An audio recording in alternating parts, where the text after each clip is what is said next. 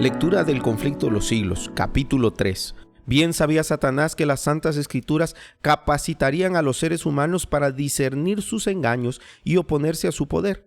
Por medio de la palabra fue como el mismo Salvador del mundo resistió los ataques del tentador. A cada asalto suyo, Cristo presentaba el escudo de la verdad eterna diciendo, escrito está. A cada sugestión del adversario oponía él la sabiduría y el poder de la palabra.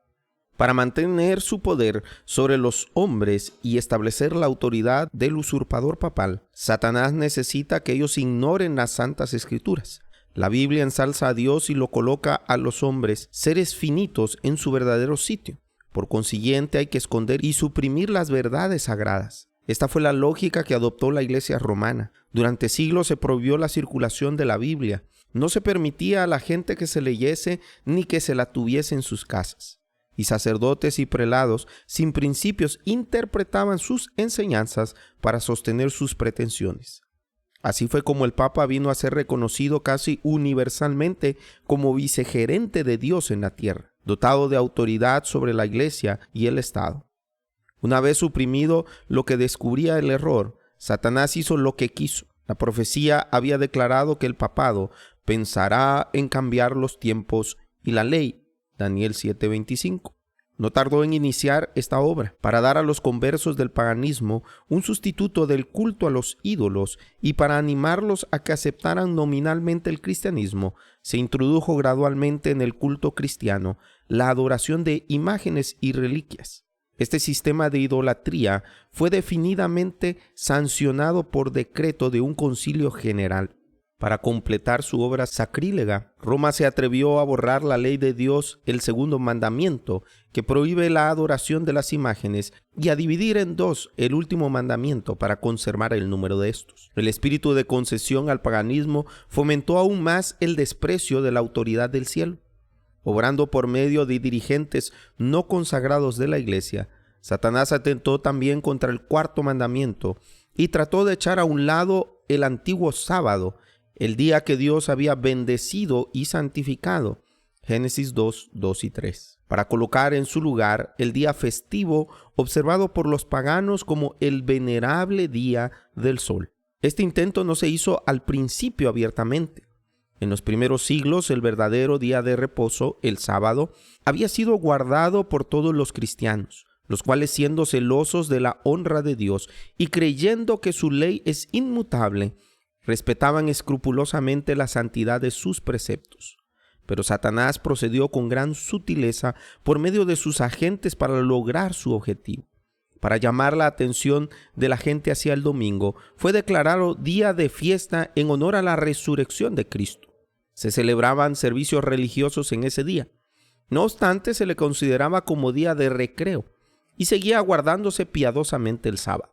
Con el fin de preparar el terreno para la realización de sus fines, Satanás indujo a los judíos, antes del advenimiento de Cristo, a que recargasen el sábado con las más rigurosas exacciones, de modo que su observancia fuera una pesada carga.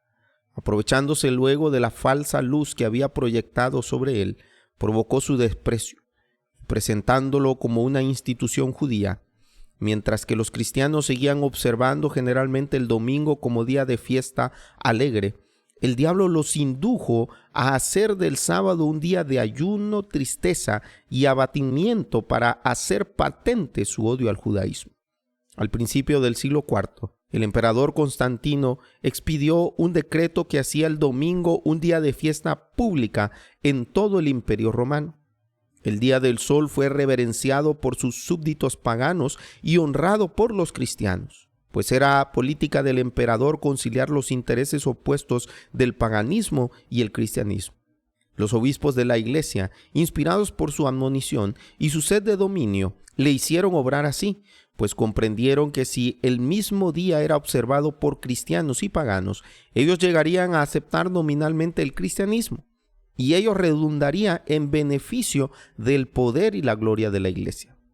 Pero a pesar de que muchos cristianos piadosos fueron inducidos gradualmente a considerar que el domingo poseía cierto grado de santidad, no dejaron de considerar el verdadero sábado como el día santo del Señor, ni de observarlo en cumplimiento del cuarto mandamiento.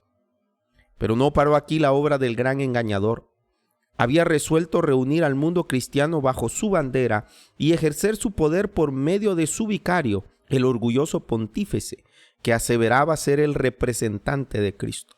Realizó su propósito valiéndose de paganos semiconvertidos, de prelados ambiciosos y de clérigos amigos del mundo.